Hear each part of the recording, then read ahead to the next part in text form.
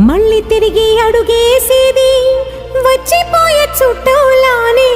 నేను పుట్టి పెరిగిన ఊరికి ఇంకా పైన పొరుగురిదాన్ని.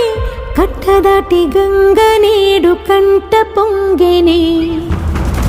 ఎంత ఎంత యాతనో ఎంత గుండె కోతనో ప్రాణమోలే పెంచుకున్న పిచ్చి నాన్నకు దూలమిరిగి భుజముపై పడిన పిడుగు పాటిది.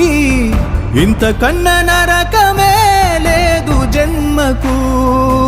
ఇంతేనేమో ఇంతేనేమో ఇంతవరకేనేమో ఈ ఇంట్లో నా కథ.